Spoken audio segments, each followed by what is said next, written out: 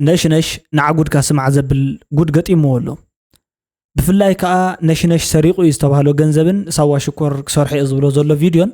اب نايلو معنت قداي كنزارو لينا نمنتاي كدلي زبلون نقرا منقدنا خنوقعينا كاب حلف بزبله نشون ملسي كبلو خون نديلنا نقمت منالوات تزي ملسون قد نحنا خنصرح لنا كم بروجرام قصله بيلنا نريو قداي اب تግራይ ዝመጽ ዘሎ ናይ ኩናት አንፈትን ንዑ ዘበግስ ዘሎ ሓሳባትን እዩ ብወገን ትግራይ ክልተ ዓይነት ሓሳባት ኣለዉ እቲ ሓደ ኮረንሽኹም አክቡ አቀምጡ ንመንግስቲ ከይትህቡ እንተዳልዩ በዓሉ ብናይ በዓሉ ሓይሊ ዋጋ ተዘኪኢሉ ድማ ይግደፎ ስለዚ ንውድሑ ሓት ክትድሕኑ ክትብሉ ውግእ ከይትኸፍቱ ካብ ስንቂ ስድራሒ ዝብገስ ስንቁኹም አክቡ ዝብሉ በዓል ሸዊት ካልኦት ከዓ نو حدا مليون أركيسناسي زترف مريت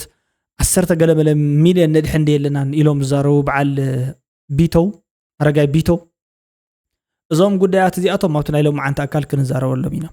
كتصل بيلنا كاب قلم حتت تي بي اس أي تجيتها توردا كسب صمدو سلاسة أول سعيد زوج أو مستيرات كاب تنايلهم عن فيديو ككاتلكم يا مالتي أمود أتا بوزحات سبات نناي وعلوم دايلما زلوم قالات بتعمي وسنت زخونو وردتات كوينوم نتግራይ أزيومنا حلخلاخ كونتات كأتو زخولون نتግራይ مواص أخون زخولون نناي وعلوم أنجلاتيوم زارب زلو كيمنت زتمولهم زرباتاتون لو ما عندكم بتماساسالي انت عينت ملختاتيوم كتبولهم تخلو زرباتاتون يزربوا له يوم أبتو قداي زين حردا كسمع صنيعكم سبسكرايب غيركم نت channel تخاتاتلو إخهم ويل رئيتهم كهابو داويت مبرهاتو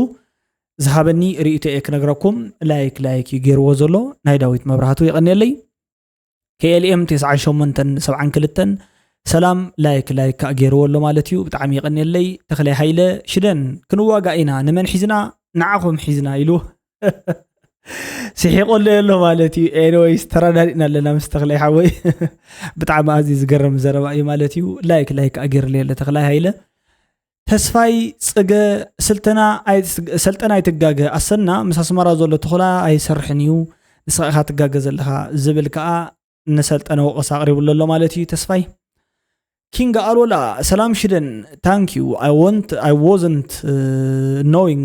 that Valentine's Day it was by Christian it was celebrated I was thinking just by foreigners for lovers إلنا الله مالتي بوصاتنياتات زبعلسي بوصاتنياتات زخبر يمثل نيرو نفقرات انبر اب كرستنا كم عينت قداي متحاز كم زلو ايفلط النيره يقني اللي يزبليو حبريت ايون زلو مالتي بتعامي يقني اللي كبرتي هابلي لبام يو كينغ قالوا لا كل غزير يتوتا تهانصتيوم بتعامي خبر لي بحر بيبي لايك غير ولا نز فيديو حجون مريم نور حسين حافتي طفي لا قنيا مالتيو رحس صوم رمضان قدرة خمنا مامي دخول مرحي من بزحيلكم ماما يدخول مرحي من بزحيلكم عاهم زي تولدوا بحر دان خلنا يدلنا نحنا سنتايرو نتقمول لنا عينا بحق تسامعنا خنتقمول نوري ومبر بزحاتينا مسدمم وحادو انتاي زمنا انتاي قداينا ولا بزحيت بزحسي كوم دز بحال حتى الايو ختل يا العيلات تزلا مالتي فتحوا زربا انيا تزاري وزلا سلاذ بزح خاد يقبا نزبل كليم تمص حجسي يقبا ان ايو بزحنا انا الناس بحري ناتلانتيك وقيانوس هاونا خنبل نخእል ዲና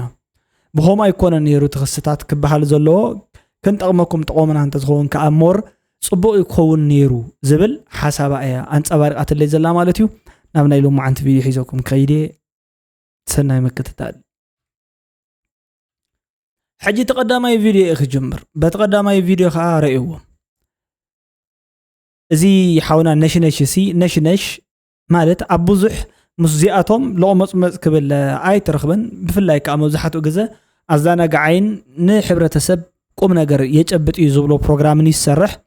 ወይለ ነሽነሽ ታይከብል ወጀሚሮ ማለው ሕጅ ማለትዩ እንድሕርዳ ዘይ ለኽፈና ኮይኑ በዓሉ ዘይ ዛረበና ኮይኑ ንምንታይ ንሕናኸ ሓደ ነገር ጌርናስ ዘይን ተናخፎ ዝብልዩ ማለት ነሽነሽ ይምልሰሎም ኢለይ ግምትን አነ ግን ክምልሰሎም ክፍትን ሓራይ ጽቡቅ نشام عداقة ممهر نيرو سيلم نزم عزيلنا أشتغل مهر نيرو ماشي كبيت مرتسل بسري قد غدا سبي حجي أتنسل دمو يملسن ده حريت عرف ترى دي غني حدا دا يربع سب መንግስትና አኻብ ካል ውትድርና ገነከቶ መምህርና መዲቦ መምህርና ተበልኩ ከምዛ ሃይ ስኩል ገለድ ምህር ከይመስለካ ናሽ ቆልዑ በቡይ ምህር ነይሩ ካብዚ አኻማ ዕዳጋ ጠርኒፉ ወሰደ ሰልድሞ ይምለሰል ድሓር ድላይ ይጻርፍ ኦኬ ሓራይ እሺ ሰብ ድሓር ዳ ከቢሩ ይخبር እዩ ኣይከብርኒ ድሓር አይሉ ካብ ጉዲ ወጽ ስለዝኾነ ብዛዕባ ነሽነሽ ኣብ ቀጻሊ ምስቶም መምሃራን መሳርሕቱን ምስቲ ዳይሬክተሩን ምስቶም ገንዘብ ሰሪቆም ዝኸደ ተማሃሮም ከራኽበኩም ዘርሰና ሓራይ ጽቡቕ እዩ ማለት አይሲ ኣነ ገና ባህማት ምዃኖም ኣብ መጀመርያ ቀዳማይ ዘሎ ስቴትመንት ኣስተውዒለሎም መምህራን ኣለኹም ብጣዕሚ ብዙሕ ናይ ትምህርቲ ፔዳጎጂ ካልኦትን ናይ ትምህርቲ ክእለታት ሳይንሳት ጥበባት ዘዴታት ሜላታት ቴክኒካት ተማሂርኩም ኢኹም መምሃር ሓደ ዓብይ ተውህቦ ዝሓትትን ብስሩውን አርቲስቲክ ዝኾነ ኔቸር ዝሓትትን ጉዳይ እዩ መምሃር ግን ንቆልዕ መምሃር ደይኸብድስ ንዓበይቲ ወል ዝፈልጦ ይፈልጦ እዩ ቆልዑ ንመምሃር ንዓበይቲ ተምሮም ከለኻ ላንድማርክ ኦብጀክት እዚ ነዚ ይመስል እዚ ንኸምዚ እዩ ኤግዛምፕል ክትዎም ከለኻ እውን ናይ ዓብይ ኤግዛምፕል ከምዚ ማለት እዩ ኢልካ ከተረድኦም ትኽእል ኢኻ ወል ንቆልዓ መምሃር እቲ ኣዝዩ ኣጸጋሚ ዝኾነ ነገርን ቆልዓ ከተምሮ ከዓ ዝኸበደ ነገር ምዃኑን ዘይፈልጡ ብዙሓት ሰባት ግን እንታይ ይብሉ መምህር እዩ ኢልዎ እሺ ግን ናይ ሃይ ስኩል ገለ መምህር ከይመስለካ በቡ እዩ ዘምህር ነይሩ ኢልዎ ትምህርቲ ዝጅምር ኣብ በቡ እዩ ኣብ ሃሁ እዩ ሃሁ ትልመይ ክስበት ኣይኮነን እምበር እንታይ ዝብል ነይሩ ሃሁ ላይ ታረስ ውሃ ሽቅብ ላይ ወጣ ይብል ነይሩ ሃሁ ሲ ክሕረሳ ይክእልን ዋላ ስበት ዋላ መስመር ይምሰል እምበር ማይ ከዓ ከምኡ ንድሓር ክወፃ ኣይክእልን ዕድመ ንእስነተይ ናፊቁኒ ዝብል ደርፊ ነይሩ ሃይሌሩ ተዘይተጋግየ ማለት እዩ ንእስነት ብዝምልከት ልጅነት ብዛዕባ ዝብል ደርፉ ማለት እዩ ሃሁሲ ዘይሕረስ መስመር እዩ ትልሚ እዩ ትልሚ ክብለኩም ከለኹ ናይ መጀመርያ ገንሒ ትሕረስ ቅድመ ምዝራእኻ ወለድና ሓደ ትልሚ ይትልሙ ብድሕሪኡ ከዓ ይዘርኡ ሕጂ ሃሁ ነቲ ኩሉ ትዘርኦ ሃሁ ማለት በቡ ማለት ሆሄ ፊደላት መምሃር ማለት እዩ አልፋቤት ብድሕሪኡ ካብ ሆሄ ድምጽታት ተማሂርካስ ፈሊጥካ ወርድ ምስራዕ ትጅምር ቃላት ማለት እዩ ካብ ቃላት ከዓ ሓረጋት ምስራዕ ትጅምር ካብ ሓረጋት ሙሉእ ሓሳብ ምስራዕ ትጅምር አንቀጽ መጽሐፍ ትጅምር ፓራግራፍ ካብ ኢኻ ድርሰት ልቦወለድ ስነ ጽሑፍ ብዓብይኡ ሙዚቃ ግጥሚ ኩሉ ዝመጽእ ሃሁ ዘይተማሃረ ሰብ እንተገጠመ ክጽሕፎ ይክእልን ሕጂ በቡኢ መምህር ነይሩ ይብለካ እሱ የዋርድ ኣለኹ ኢሉ እዩ ዝሓስብ ዘሎ ኣነ ዘይምፍላጡ እዩ ዝርዳእኒ ዘሎ ሓደ ሰባት ኣፎም እንተዘይኽፈት ድኽመት ጉልበቶም ኣይምተዓቀንን ወይ ከዓ ድኽመት ኣእምሮኦም ኣይምተዓቀንን ሶ መምህር በቡ ዝነበረ ኣይመስለንን ነሽነሽ ነይሩ ናይ ብሓቂ ክነግረካ ማለት እዩ ንድሕሪ ሕጂ ብዛዕባ ነሽነሽ ዘለና ኣኽብሮት ናይ ብሓቂ ማለት እዩ ክቢሉ ኣሎ መምህር ናይ በቡ ምንባሩ ጥራሕ ኣኽቢሩ ኣለኹ እኹል እዩ ምክንያት ካብዚ ንላዕሊ ወሳኒ መምህርነት ኩሉ ክሳብ ፒኤችዲ ትበጽሕ ብበቡ እዩ ዝጅምር ዓብለል ዓዲ ቀይሕ ማለት እዩ ብዛዕባ ናይ ዘርእሰናይ ጉዳይ አልዒል ነይሩ ዘርእሰናይ ተኣሲሩ ዝብል እዩ በዓል ወሃብ ተኽላይ ከዓ አንታ ዘርእሰናይ እንታይ ይምልከተና ይተኣሰር ምስ ደለይ ተፍትሕ ገለ እንታይ ዘተሓዝ ኣለዎ ዝብል እዩ እስኪ ትዘረባ ንስማዕ እዩ ግን እታ ኣላትኒ ትብላ ወይ ከዓ እታ ዝምካሓላ ሃገር ናባይ እዩ ኸይዱ ዘሎ ናብታ ንሕና እሾኽያ ወይ ከዓ ደንዴርያ ንብላ ሃገር እዩ ኸይዱ ዘሎ ሕጂ ይጣዕማ ተረዲካሎ እንተኾይኑ ኣነ ኣይጣበቐሉኒ ኣይምጉተሉኒ who is this guy ሕጂ ዓብለል ዋላ ናብዚ ምፅኢኻ ስታይ ክትገብሮ ከለኻ ኣነ ትጋጊ ኢኻ ዘለኻ ብዛዕባ ዘርእሰናይ ፍትሒ ትልምን ንሕርዳ ሃሊኻ ዓብለል ነቲ ኩሉ ፅቡቕ ነገራትካ ተፍርቶ ኢኻ ዘለኻ ነቶም ኣመትከ ዘርእሰናይ ኣይተኣሰረን እዩ ዘርእሰናይ ባዶ ሰለስተ እዩ ማለት እዩ ስለዚ ነዚ ከዓ ከኣስርዎ ኣይክእሉን እዮም ዝብል እዩ ባዶ ሰለስተ ማለት እንታይ ማለት መሲሉኩም ባዶ ሽዱሽተ እዮም ዝበሃሉ ብዓድና ባዶ ሽዱሽተ ማለት ብዓድና ነዚ ጉዳያት እዚ እንዳኸደ ዘውግዕ እዩ ተይተሰዓረ ስዒሮም ያ ከምዚያ ዝበለ ገለ ከምዚያ ዝበለ ሓይለ ኣሎ ከምዚ ገለ ኢሉ ዝኾነ ማለት እዩ ፕሮፓጋንዳ ዝነዝሕ ወይ ከዓ ዘይኮነ ሓበሬታ ብምምሕልላፍ ኣብ ስነ ልቡና ደቂ ሰባት ዓብይ ጽዕንቶ ብምሕዳር ስነ ኣእምሮ ክልውጥ ዝጽዕር ሰብ ማለት እዩ ወይ ባዶ ሰለስተ እዩ ከኣስርዎ ኣይክእሉን ይብለና ኣሎ ማዕበል እስኪ ትዘረባ ንስማዕ እዮም لهم عبد أمرجتهم زي كم زي ولا ولو تبعت دكبات وي ناي إرتاو رئيس اللوم وكان هزبون زماغوتو أقول هزبون تطوزبلو نعوم تأثيرهم تلكم نخامنكم خلي تريكنا جن زتقع على هقدف ده حسخ الله حسيخ زبلا حق زبلا سبع تأثيرنا لازم بارو سلسلة سلسلة كنتم كقو بزقات أنا خبركم فوتو ودقرناي أي تأثير وزيا كم تخلوا واحد وينسل تعرفوا كي تدانا جرو ودقرناي تنكف هاي بلوه جس بارو سلسلة بحريو كم زتقولون يركم رأيوه ولو أي تأثير لكم تقولون يركم يلوم الصرح ودراماي ودقرناي الرجاجي زي قولتكم فصلوا أي تأثير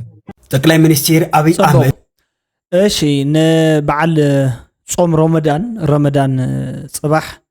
ሶሉስ ወይ ከዓ ረቡዕ ዝኣቱ ዝብል መልእኽቲ ኣሎ ምናልባት ወይ ሶሉስ ኣትዮ ኣሎ ማለት እዩ እንኳዕ ኣብፅሐኩም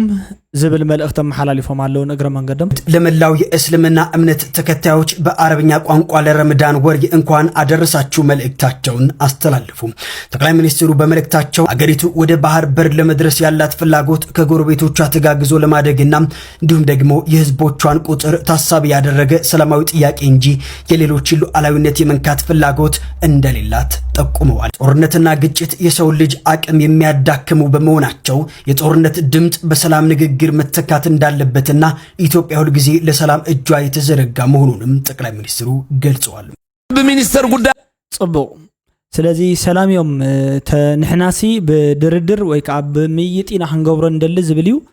እቲ መልእኽቲ በዚ ተጻሒፉ ዘሎ ሉዓላውነት ናይ ዝኾነ ዓዲ ክንጥሕሳይ ንኽእልን ናይ እንደልን ዝብል እዩ ዌልኮም እንተተገይሩ ብጣዕሚ ጽቡቅ እዩ ተዘይኮይኑ ከዓ ንምድህላል ተባሂሉ ዝተባሃለ እዩ ባህላ እዩ እቲ በዓል ግን እንኳዕ ኣብፅሐኩም ይብል እናትና ካሎም ማዓንቲ ብተመሳሳሊ ሰናይ ሰንዮ ይነሩ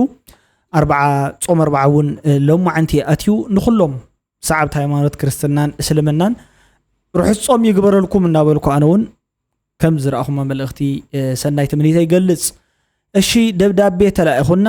መፈራርሒ ዝመስል መወዳእታ ግን ምሕጽንታ እዩ ይብለና ኣሎ አቶጻ ኢትዮጵያ ና ሚኒስተር ጉዳያት ወጻ ኤርትራ ተጻሒፋ ዝተባህለት ደብዳቤ እታ ደብዳቤ መቀጸልታና ይትበጀኹም ምስ ኤርትራ ዕረቁና ዝብል ለመና ወድ በሻሻና ጫፈርቱንያ ብላዕሊ ተንቢብካ ከምዝ መፈራርሒያ ትመስል ኣድካ ቢልካ እንተሪኻያ ግን ልማኖያ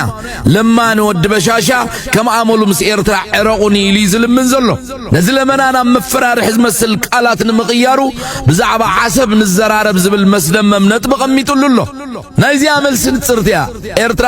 زعبا لو على ونتا مزخونه اكل زراربولو مخنيات يبلان امنا هلولو حشويون ايتاتونه اتخال زلعلو نطبقن سراويت ኤርትራ خمريت ኢትዮጵያ يوصا زبلي زغربي ኤርትራ خبت وعل الجرز وسنلا بوتاታት وصاي زحازتو بوتا خمزه يله بعل ود بشاشا بايتو هاغورب زسمع مدره مسكيرو نيري ازولا زبولو يرسيو نحنا دما مذكر سرحناي ابت بايتو هاغورو زبولو سمعنا نملس ኤርትራ የተወሰነላትን መሬት ትውሰድ በሰላም እንጨርስ የሚለውን ኤርትራ حرأي ዝተወሰነላ መሬት ትውሰድ ይዝብል ዝተወሰነላ መሬት ክበሃል ከሎ ማለት እዩ ዝተወሰነ መሬት ኢሮብ ናብ ትግራይ ክምለስ መሬት ባድመ ናብ ውዕል አልጀርስ ኮይኑ ማለት እዩ ናብ ኤርትራ ከኣቱ ካልኦትን ብግንባር ሰላም በሳገጥ ዘሎ ዓይነታት መሬታት ከኣ ተመሳሳሊ ናብ ትግራይ ዝመጹ መሬታት ከም ዘሎ ይተሓቢሩ ማለት እዩ በትሽዑ እዋን ካብቶም ብፍላይ ካታዕትን ነተወግእ መሰረት ዝነበሩን ውዕል አልጀርስ ባድመ ናብኦም እዩ ፈሪሙ ማለት እዩ ናብ ኤርትራ ይተፈሪሙ ዌል ኣብቲ ጉዳይ እዚ ብዝምልከት ግን ሕጂ በዓላ መጻወዳ ዝኣተወቶ ኣሎ ግደፉ ተባሂሎም ተለሚኖም ሲ ሰራዊት ሻዕቢያ ቀደም ኣብ ትግራይ ከኣቱ ከሎ ኣታግደፍ እንዶ ኣብዘይ መሬትኩም እንዶ ይተው አንታ ተወግዚ ስናዓካትኩም አይምልከትን ናብዚ እዩ ነዚኦም እንኳን አይምልከትን ነይሩ ግን عشነት ወግእ እዩ ዝካየድ ዘሎ ገለ ተባሂሎም ክልመኑ ከለው ሽዑ ነቲ ህዝብ ይሰምዕዎም ነይሩ አይሰምዕዎም ነይሩ ማለት እዩ ስለዚ በዓላ በቀለብለብ بخلفلف زاتوتو تحست لوعلاونتنا ኢትዮጵያ እዩ ሕጂ ዋጋ ዘኽፍላ ኢለኩም ኣብ ዝሓለፈ እዋን ሓደ ጉዳይ ተዛሪበ لوعلاونت ናይ ሓንቲ ዓዲ ክትሕስ ተዘይደሊኻ ባሊ ባህላናት ካጣሕሰካ አይደለኻ ማለት እዩ ናይ ካልኦት ሰባት ትጥሕስ እንተለኻ ግን ናይ ካልኦት ሰባት لوعلاونت ጥሒስካ ናይ በዓልካ لوعلاونت ክኽበር ብላይ ከዓ ተዝኸበለ ነገር እዩ ወይ ከዓ زي ኢሎጂካል ዝኾነ ጉዳይ እዩ ክብል በቀዳማይ ገሊፀ ነይረ ማለት እዩ ሶ ኣብዚ ሕጂ ዘሎ ሰዓት ክልቲኦም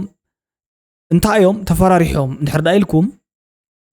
ዋነት ባሕረብ ዝምልከት ቀጥታ በርደግ ኢልካ ሓቲትካ ኸይድካ ውግእ ከፊትካ ናተ እዩ ክትብል ስለ ዘይትኽእል በወገን ኢትዮጵያ ስቆይሉ ይጽበሎ እንድሕር ዳኣነ ትግራይ ኣቴነ ዝኹይናት እዚ ሓጊዘዮም ወይ ከዓ ምስ ትግራይ ዝግበር ዝኾነ ይኹን ውግኣት እንድሕር ዳኣነ ኣቴ ሉዓላውነት ዓደይ መጽያ ጥሒሳትኒ ኣይሉ እንተ መጽዩን ኩይናት እንተኸፊቱን ዝጉዳይ እዚ ንዓውን ዘይወጾ ነገር እዩ ክብል ድማ ሰራዊት ሻዕብያ ኢዱ ጠርኒፉ ኮፍ ይብል ኣብዚ ጉዳይ እዚ እታ ማእኸል ፈንጠርጠር እትብል ዘላ ውድብ ሕወሓት ንትግራይ ሒዛታ ትጠፍእ ማለት እዩ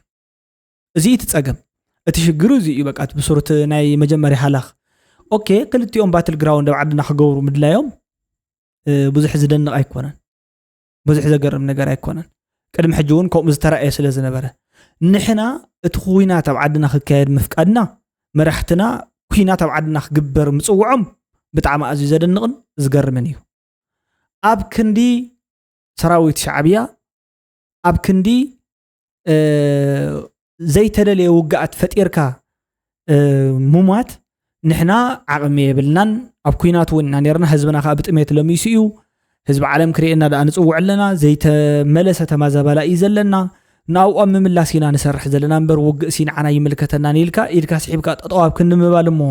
ነቲ ክርቢታት ብክልቲኡ ብየማን ፀጋም ኣብ ክንዲ ምዝሓል ንዕንዶ ፀገም የብልኩም ናብ ዓድና ተዋግኡ ትብል እዚ እዩ ሕጂ ናብ ሓጉ ኻያን ተወረርስ እንታይ ዝባል ሰፊሕ ሒዝካ ቀረብ ዝባል ምሻሎ ሕጂ ሰፊሕ ሒዝካ ናብ ኩናት ምቕራብ እዩ ሞፂ ዝኒ ሕጂ ጉድ እዩ ከምዚ ዝበለ የለን ከምዚ ዝበለ ዳህላ የለን ኦፍ ኮርስ ታዘረባ በከምዚ አገራ ተገሊጽ አላ ብለኩም ይደሊ ጂኦግራፊካሊ ስትራቴጂክ ዴፕስ ይብሉን which means ኣብ ደቡብ ኤርትራ ዝጅመር ኩናት ሰዓታት ወስዶ ለስመራኻቱ ሶ ስትራቴጂክ ዴፕስ ናብ ፖርቶካር ናብ አንበርበብ ገለ ማለት ናብ ሳሕል ማለት እሱ ናይ ሰብ ይሕዝ ድሕሪ ኢሳያስ ናብ ሳሕል ዝመጽእ እሱ ከም ዝኾነ ፈልጥዮም ሶ ከርሕቁ ወሎም ሶ ዛር ስትራቴጂክ ዴፕስ ትግራይ لولس كتكون زدوري له عنا مخنيات كاب ما أخل عد كنص التريت استراتيجي ديفزوم تقرأ خو تقرأ تياتر تكون لا مالتي أتوز إكسبنس دكنا حواتنا محاتنا نازل سوق مالتي شعبيا معراو كأتو دليتي يقولون تايلو من فيدرال منغستي عدم وتقو هاي شعبيا دليت أنا كونسيستنت اللي قلت نيرا سلز فلت إتا قجت أرجع أمك شدوا عندنا تتخيلوا إنهم حركة تخد تزوج هون نقول أو كذا برايا أو كذا نحن مكلاكا كتكوش الجماس يرجعي ساعتها expectation حزق كويس حق لهم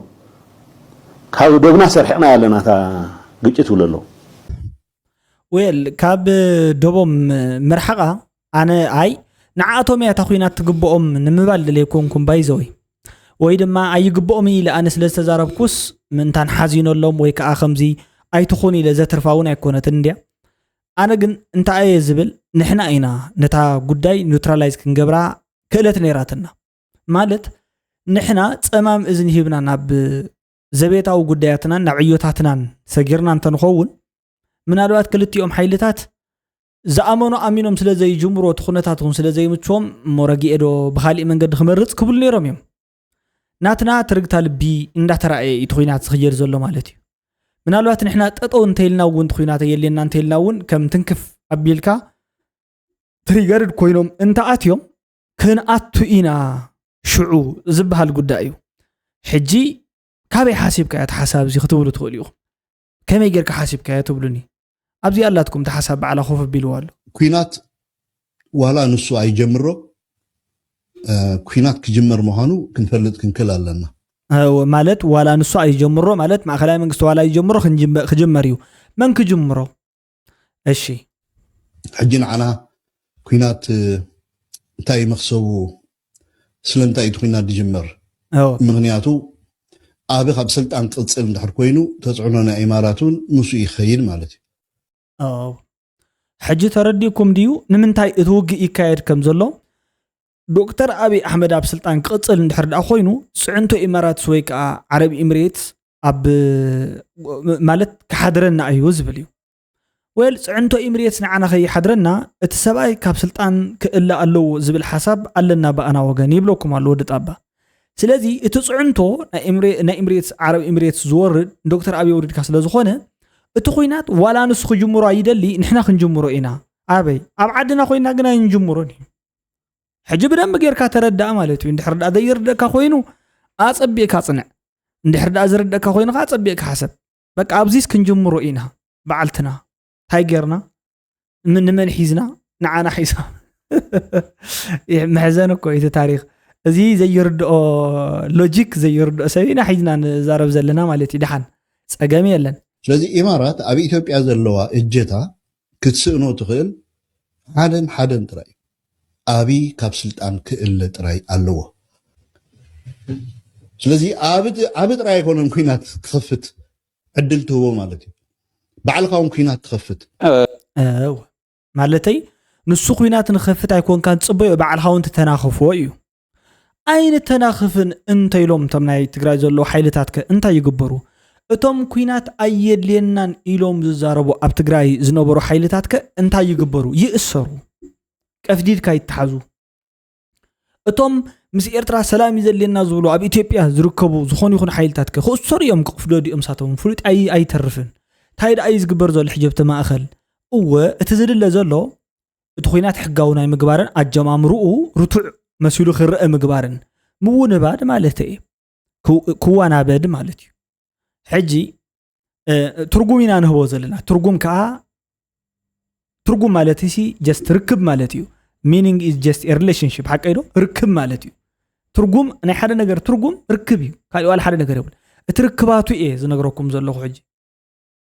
ኣብቲ ውሽጢ ዘሎ ኣየና ይተወሳኒ ዝበሃል ስለዚ ኣብቲ ጉዳይ እዚ ኣመልኪቶም እዮም ዝዘራረቡ ዘለዉ ንሕና ዘይተረድአና እንድሕር ደኣ ኮይኑ ዋላ ንሕና ክንጅምሮ ኢና ትውግእ እንድሕር ኣብ ትግራይ ንጅምርን ዝብል ሓይል ኣሎ ኮይኑ ንዕኡ ናይ ምግላል ስራሕቲ ኣጽቢዕካ ምስራሕ ንዕኡ ናይ ምፍራሕ ስራሕቲ ምስራሕ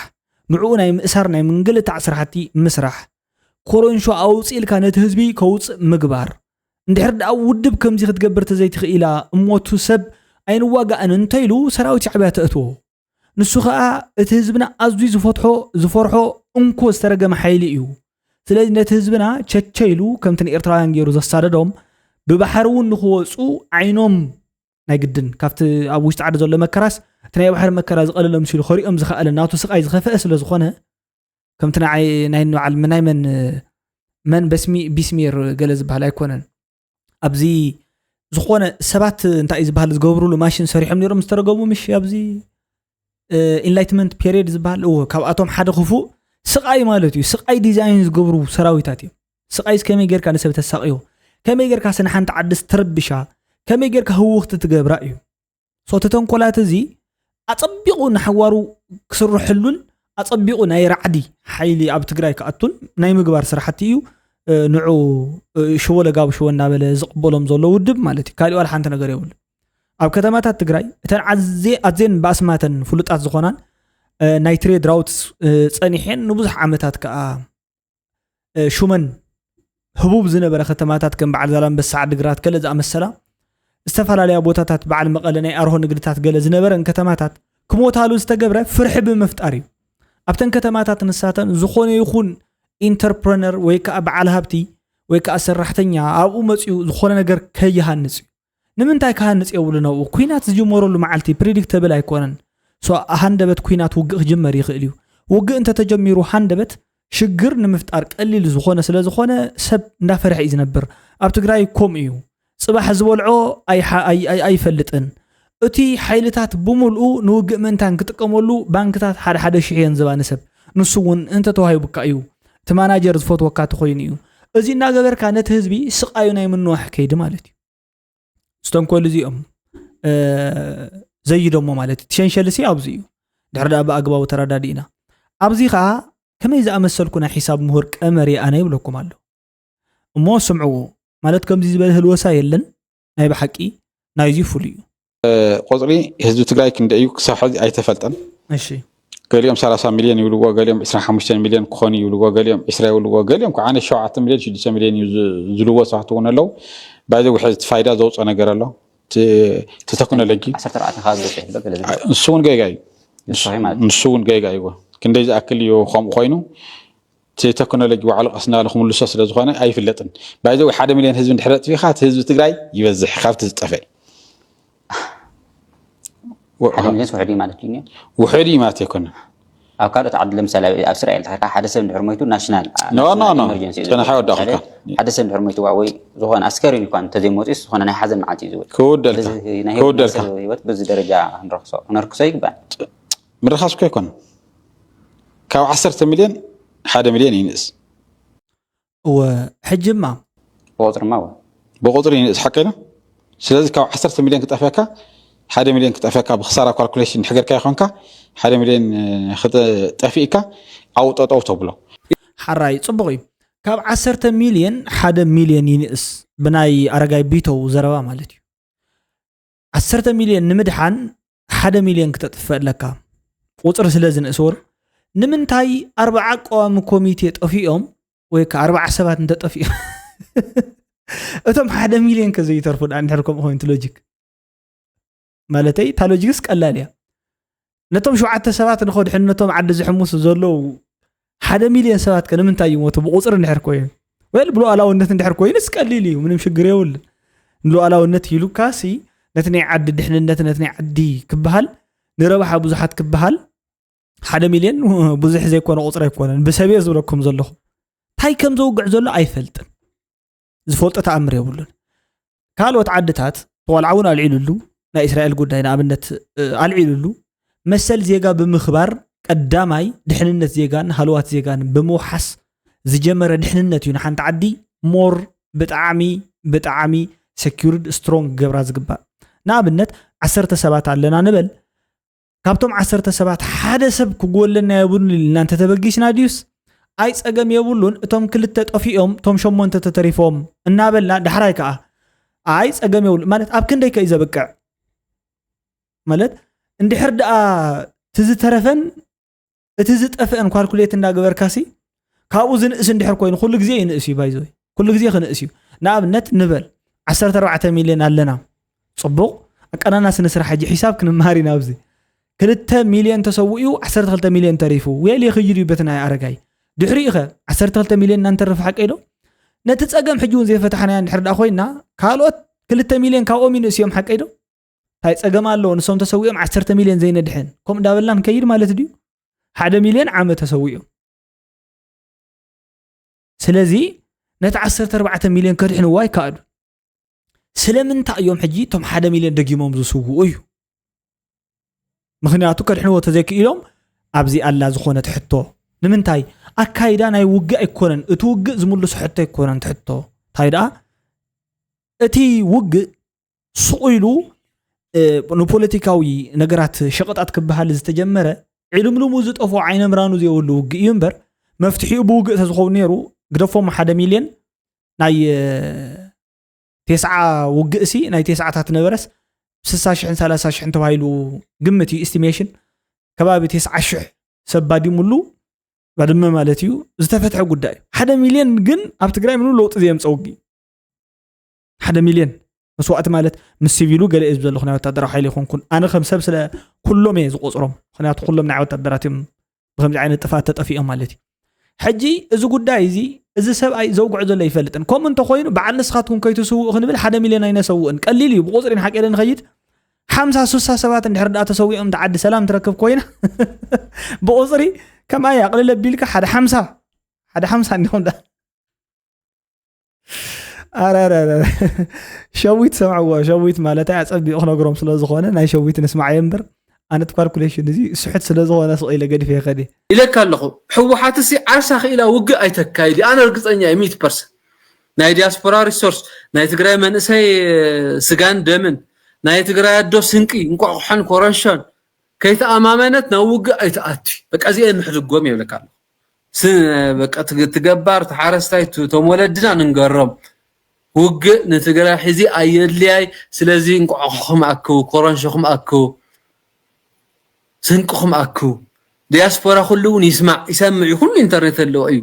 ለጊም መኸተዶ ግዛዕ ደልካ ተዋፅኦ ቅርሺ ናብ ሕወሓት ትልዕቆ ቅርሺ ክህሉ የውሊ 0 ሳንቲም حازو قرشهم نوعلهم حزني أي قطر حدا تارجت إيرترا أيو عصبي إذا أوزا مسزي أوشتي أقدم أنا اللي نتصفي كان من ده أخص خانة في دفاع تأتو زلوا ما تسي نتو موقع حيزو زلوا حيلي مبلي يقولوا خلوا كاو قوتسلوا هيوتوني الحين لا بيت سوق سجى يفتح لا وعنا وراون نقدم يتم محيش حاجة خوينا تختار فلوس صغير وانا من قد زيو بس أنا خلص زيو كأني قوة ولا هذي نكفوفو خمسين نقول مسجو وناسين نعلم ناب زي تلمذ نكر حسو ماشي سألتها كمسجون خلو كم تجاج خاتطول هذا حسبني كا أنا برسقنا تنجم جبلي كافتلا حزب تجري دليتن بحاجن وزيني هم مالتي واي تيلوك لابلك علىها مالتي تستوس تهينهم سراوي تجري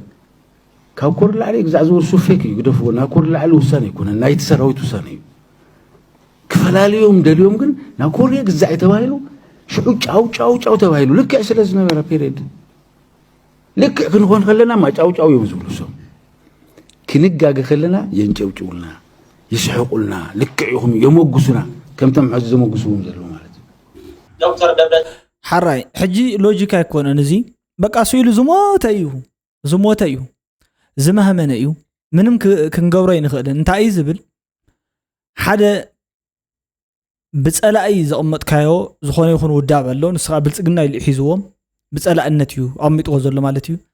أنا كزاربت اللخو نساتهم حما أنت زاربت اللخو ويك أنت فرست لنا ينجبجبو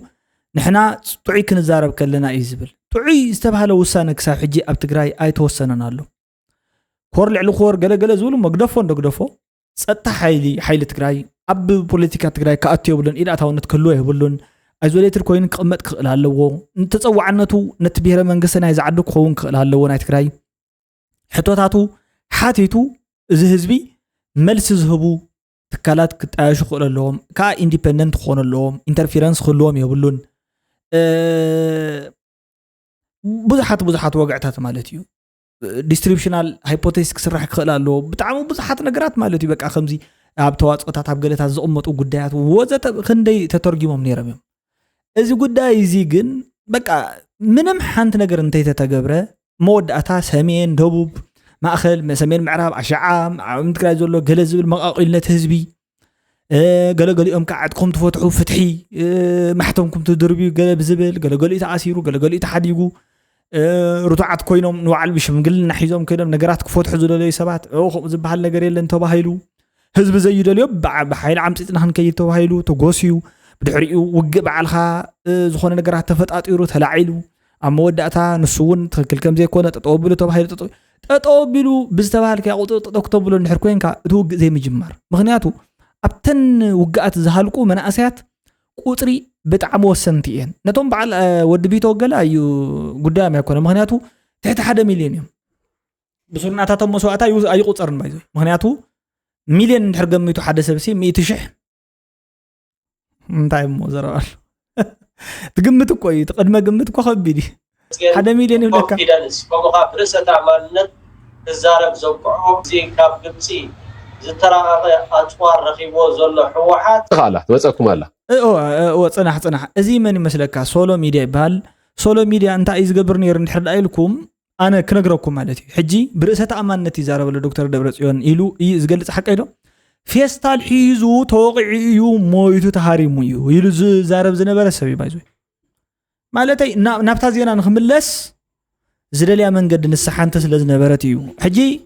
اتا اي تساقعتن مالت تا تعسى زلا أبوشتهم زلتهم سبات زياتهم فلوت آتيهم تم قال يوم كحرانة يزاروا ولا يوم حجنا أمنت بعد سلطنة زاروا وظلوا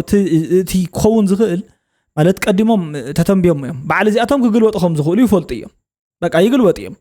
شعس شدانس أنت أيز زارم نيروس كتبليه أنا ندحر لنا تزي موتنا أنت زي قعيزنا بزي لنا خبرات فتوات سمعتي إذا قال زي أبقال كدق ما أي خالي مع التمسئة زوم سبات زي أتم زغل وقتلو ساعات بتعمل أزي ليليو فتانيوم فولاتايليو أنستيبلسيوم زي أتومسي ناي بوليتيكا فالانسي إلكترونيم بايزو بفتنة يوم ربعات يكون يوم زخونة تاي معادي بصراحه انت انا نزار مزقكم على هونات تدليوا عندكم زلهم مزقكم كالله زي ترفي اجا وصح نغو منيو جها داون دابلنا لا نو مني خي صح نغو مش شعبيه بايزوي انا مش شعبيه ناب كنا اتيم لي داون دصقيا دحر حجي زوصال يبلي اندي خمتنا يقدم حجي قدم ارجع في لي زبال نحنا حزب تግራይ لنا اب تعصوان كبان زغبرنا يو منم አይለና ነው የጣሰና ነው حጂ ግን ከምትና ይቀደም مساهم كوت زخد انتلو تم دقف تقدف انت قوينو يخمانس جي دقف تقدف كحقوز خير هم اي نو حزب تግራይ اندي خودا ابزي حجي زخون زفتر كنا تግራይ انا بافرزون كتقو السب ግን ዝቃለስ ግን يخوري نخلو اب ኤርትራ حق زامن يدقفه لعل رأسي كا يخبره انا ግን ዋጋ አይከፍልኒ سلامتك كيف لاني مخناتو ابوي زخفلو واقع اباي كان احنا يملكتنا نقدم ترداني واتي انت انا ما سخحسو بلا سايت تصبيني مخناتو انا بزي ابوي عبي ودي بزي ادخ عبي فقادني يكون لك الله قدس لك تباك حوي اذا سبناسي ديكتاتوري قبل كله انا كاب زيرو تبقسي كوكو كوميدا اسو دليتو زي تزاريبكا يزنطلكا اب حسابو تزي تسمعك يواردك اسو زفوتو تزارب طراي دلي حدا سب كحقوس سعر تقول حساو طراي ترديك على ገንዘብ አይኮኩ ኩሉ ሰብ ፎቶ አፍሪካ ዩኒየን ስብሰባ አይ ቲንክ ከሳም ግርም ዝኾነ ዘረባ ተዛሪባ አነ ገንዘብ አይኮንኩን ኩሉ ሰብ ፎቶ እንደዚህ ኮነ እዚ ህዝብና ኸ ማለት ዲሞክራሲ የብሉን ዝብል ብጠቅላላ ጌራቶም በር ዲሞክራሲ ከም ዘይብሉ ፍሉጥ እዩ against አብዛ ሚዲያ ካብ ዘሎ ኩሉ ሓሳብ مبزحت غزي فروم دي 1 كساب حجي بوزحت سبات አለው እቲ ዝምነይዎ ክዛረበሎም ዝደልዩ እቲ ዝብህግዎ ማለት እዩ ኖ ኦፍ ኮርስ እቲ ሰብ ዝብህጎ ክዛረብ እንተ ኾነ ግን ናይ ውልቀ ሰባት መሳሰይን ከይከውን ዓርሰይ ካብቱ ሎጂክ ዝምብዕ እንድሕሪለ ኣነ ውን ባዕለ ብሽግር ስለ ዝወድቕ ኣብ ሽግር ዘውድቕ እንዝብለኩም ዘለኹ ሓደ በሐሳብ ካላይ ካ ብናይ ባዕለይ ዘለን ግንዛበ ነቲ ባዕለይ ሰልፍ ኢቫሉዌሽን ሲ በተዝቦ ዓርሰ ግምት ከዓርሰ ምዘና ተሳሓት ኮይነ መንታን ከይርከብ ወዳታ ባዕሊ ኳ ተሳሓይተስ ካልኦት ሰባት ከኣ ክሳብ ከነይና ዝኣክል ተሳሓይቱ ክብሉ ከም ዝኽእሉ ስለ ዝኣምን ናተይ ስሕተት ከኣ ኮንሲኩዌንስ ስለ ዘሎ ኣብ ካልኦት ዝሕድሮ ፅዕንቶ ስለ ዘሎ ብኣግኡ ክእረሙሉን ርእይቶ ክበሎም ዝግቡእ ጉዳያት ጥራሕን ርእይቶ ክህብየ ዝግደዱ ኣብዚ ጉዳይ እዚ ግን ካልኦት ሰባት ኮነ ኢሎም ንኽትዛረብ ዝደፋፍኡኻ ሰባት የለውን ማለት ኣይኮነን ሓደ ብዓይኒ እንጀራ መሲልዎም ክትዛረብ ትኽእል ኢኻ ማለት ክንድዚ ድኾን ይርከቦ ክትብል ትኽእል ኢኻ of course ካብቲ ሕጂ ዘቕርቦ ዘለኹ ዓይነት ሓሳብ ሲ ከመይ ዝኣመሰለ ፀርፊ ውዲትን ገለ ዘለዎ ስኢሉ ጠልቆንቆም ዝኾነ ብዙሕ እንጀራ ከም ዘምፅእ ትፈልጥ ኢኻ ማለት እዩ ንእንጀራ ክትብል ነቲ ናይ መስመር ሓቂ ናይ ትስሕቶን ኢኻ ካልኣይ ከዓ ነቲ ዕላማ ሚድያ ናይ ትስሕቶን ኢኻ መበል ሳልሳይ ከዓ ነቲ ኤቲክስ ቢሄቪየር ናይቲ ሚድያ ስሒትካ ኣብ መወዳእታ ኣብቲ ሓታትነት እኳ ኢንኬዝ ንባዕሉ ድሕሪ ወዲቕካ ሓላፍነት ንባዕልኻ ኢኻ ዘይወሰድካ ሕጂ ክትወድቕ ትኽእል ኢኻ ኣብቲ ሓታትነት ናይ ሚድያ ሶ ሓላፍነት ወሲደስ ካብ ዝኾንኩ ግዜ ዝخورين زقيمنن يبلين ናይ ባዕለይ ስሕተት ጥራሕ ንግበር ማለት እዩ ሶ ኣብዝናትና ዘሎ ማሕበረሰብ ሎጂክ ልሙድ ኣይኮነን ሎጂክ ብጣዕሚ ብሎጂክ ንዝማጎት ከም በዓል ዘርኣይ ያዕቆብ ገለ ዝኣመሰሉ ፈላስፋታት ዘርኣይ ያዕቆብ ሲ ኣኽሱማዊ ፈላስፋ እዩ ብዙሕ ጽቡቕ ኣይገጠሞምን ተባሪሮም ፍቕዶ ባዕትታትን ሰሜናትን ኮብሊሎም በዓል ያሬድ ማለት እዩ ኣብ ካልእ ዓዲኦም ዝነብሩ ነይሮም ሎጂክ ኣይፈቱን እቲ ማሕበረሰብና ሎጂክ ተፍርሑ እያ ማለት እዩ ይፈርሕ እዩ ሎጂክ ኣጽቡቕ ነገር እዩ ሞገተ ስነ ሓሳብ እኮ እዩ ብስነ ሓሳብ ክትማጎት ሰባት ሓሳብ ኣለዎም ግን ሓሳብ ብኣንጻር ምን ርቱዕ ተዘይኮይን ከዓ በቲ ዝተቐመጠ ስታንዳርድ ሲ ሓሶት ኢልካ ፈሊኻ ናይ ምኻድ መጽሓፍ ቅዱሳዊ እውን እዩ እወ ተኾይኑዎ የለን ተኾይኑ የለን ከዓ ጽቡቕ እዩ ከምዚ ዓይነት ሓሳባት ኢና ክንለምድ ዘለና ክንፈርሕ ብዙሕ ኣድላይ ኣይኮነን ድሕሪ ዋዕላ ሕብረት ኣፍሪቃ ኩናት ክጅምር ይብለና ኣይተ ጀዋር መሐመድ እዚ እንታዋይ ሰብ እዩ ክንግረኩም ማለት ተሕፅረ ቢላ ኣነ ዝግምቶ ነሰብ ኣይዚ ቅድም ሕጂ ብዙሕ ግዜ ነጊረኩም እዚ ወሃብ ቃል እዩ ዝኾነ ነገር ሃፕን ክገብር ከሎ ኣቀዲሙ ፕሪዲክት ዝገብር እዩ ካብኡ ንሕና ከዓ እዚ ከምዚ ነገር ክጅመር ይብለና ሶ ኣይ ክጅመርን ይኸውን ወይ ትብል ወይ ከዓ ክጅመር ምዃኑ ንዒካ ያጸንሕ ነሃር ከይህሉ ሳምቲንግ ገለገለ ከይህሉ ዝገብር ሰብ እዩ ማለት እዩ ኣብ ከምዚ ዓይነት ህሞታት ዝመጽእ ሰብ እዩ ፀበኩም ክትፈልጥዎም እንታን ኢለ ولا حنت واجازي يقول لسبيه انت بوالا يا كتناقق بوالا ወደ ጦርነት እንገባለን የሚል ነገር ነው እየተናገሩ ያሉት የአብይ መልእክተኞች ድሕርዚ ዋዕላና ሕብረት አፍሪካ እቲ ኩናት ክጅምር ምዃኑ እዩ እቲ ናይ ብልጽግና ሓይሊ ዝሓስብ ዘሎ ወይ እውን ዝሸባሸብ ዘሎ ኢሎም ጽቡቕ እዩ ድሕሪኡ ክጅመር ክኸውን ይኽእል እንድዩ ጆርጆ ግን ኣብ ዘይተረድእካ ዘሎ ነጥቢ ዘይሓስከያ ዘለኻ ብኣግባቡ እዚ እቲ ክኸውን ዘሎ ቀዲሙ ይዛረብ ምህላው ክትፈልጥ ክትክእል ኣለካ እየ ዝብለካ ዘለኹ ዋላ ሓንቲ ነገር የብሉን ከምኡ እዩ ኣብ ከምኡ ዝበለ ኩነታት እዩ ዝመፅእ እዚ ማለት ከምዚ እንታይ ዝበሃል ማለት እዩ እቲ ነገራት ክጅመር እንትብል ተሎ ምሳኻ ሳይድ ኮይኑ ንግጠም ዝብል ሰብ ማለት እዩ ተረዲኩም ሰለስተ መሓዙት ክልተ መሓዙት ይባእሱ ሞ ተሓደሲ ምስ ተሓደ ኮይኑ ንምንታይ ዘን ገጥሞል ይብል ሞ የጀምሮ ብመኒግን ተላኢኹ በቲ ሓደ ብትኻሊ ከምዚ ዓይነት እንታይ ዝበሃል ዘሎ ሰቢ ካራክተር ሒዙ ዝመጽ ሰቢ ማለት ኣዚኻ ከምዚ ዓይነት ይጅመር ኮ እዩ ዘሎ ገለገለ ኢልካ ታኒድካ ክትጅመር የብልካን ሶ ቀዲምካ ክትጅምር ሞ ትማኖ ክትነክ እዩ ታይ ማዓት ይወዲ የቀምኩት መግባት የለበትም ብዬ ነው ማምነው ከዚህ በኋላ የተሳለዋለት የሚባል ነገር አይኖርም ምክንያቱም ድሕሪ ሕጂ ሉዓላዊነት ኤርትራ ዝበሃል የለን እዩ ዝብል ዘው ዘለ እዚ ሰብዚ ይዛረብ ዘሎ ሕቶ ምልክት ካኣት የብሉን ምክንያቱ ሉዓላዊት ዝኾነ ተዓዲ ከይትህሉ በዓል እዩ ጥሒስና ተብል ዘረባ እዩ ኣምፂሎም ዘሎ ማለት ዘይናት ካይናት ካኒን ዘለካ ኣህጥር من كويك خمو تفطرو خطير بحرن تنديرو من يخولو حصوت التتمديرو حق قتلو تتنقب أبلع لخاص الله الصبلو يقوطوا الله ورد بلا يببتو أنت عليك انت يهون زندرو سلازي زي كون نجر كي تجمر تاتا خيتمص زبل اب سرحيت فنقل زنبره استخبره ጉዳዩ ابو زنبره زقرب تايز بحالي ማለት ናይ መድረኽ ምርኢቲ ጽቡቕ ክትሰምዑ ወይ ለየ እዚ ጉዳይ ተደምረናል ነው ወብዝ ልዓል ነይሩ ኣብታሕቲ ኸዓ ሰምዑ ሰላም ለውላችሁ ሰላም ለውላችሁ ሰላም ለውላችሁ ሰላም ለኢትዮጵያና ለኢትዮጵያ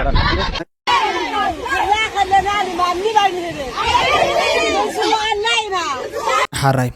ሕጂ ኣብዚ ኣኽን ስዋል ላይና ክንሞት ላይና ንማን ማይ ንህብን ዝብል ካብ ታሕተዋ ያሎ ማለት እዩ ንምንታይ ኣኽልቲና ኣፂር ሒዘልኩም መጽ መሲሉኩም እቲ ሰብ ከምዚ እዩ እንድሕር ኣይተ ኢሳያስ ኢልዎ ተዝኾን ነይሩት ጉዳይ ኣበቱ ሽዑ ግዜ ተደሚርና ኢና ባሕርና ወሰደ ገለ ክባሃል ከሎ የንጨብጭብ ሽዑ ናይ ባዕል ሓሳብ ዝበሃል ኣይነበሮን ሕጂ ከዓ ክንስዋ ኢና ኢልዎም ኣሎ ምክንያቱ ጽንሒሉ ናይ ባድመ ጉዳይ ናይ ነበረን ከም ዝብሎ ናይ ተባሕር እውን ናይ ጉዳይናን ከም ዝብሎ ፍሉጥ እዩ ጸኒሕነት ሰብ ሕጂ እውን ከምኡ እንተይልዎ ክንስዋ ኢና ይብል ሕጂ ከም ህዝብታትሲ ሓሳብ ኣለና ዶ ንሕና ንበይንትና ዝብል ሕቶ የገዲፈልኩም ክኸድ ኣለና ዶ ናይ ባዕልትና ሓሳብስ ኣለና ዶ تمنجس زوج حساب الله ولا دحن تمنجس زوج أو ما يعمل لنا مهنياته قيادة يسلز خونن عزازة يسلز خونن تسرعت قلنا يبعلت ناس بوجت ناس حساب لنا دو كم زين تخوين زيك خوين يغليو قال زبل نيشتو اللي مالتي سؤالك قال لنا دو ولا بوجت تحابي يوم مالتي كمس كلون نايز قبا يبل أنا بوجني صبوك أنا خون لكم يمنه تصبوا اسمعنا تشاو نحن غني وتام good night نحن نحضر تحوات إيمان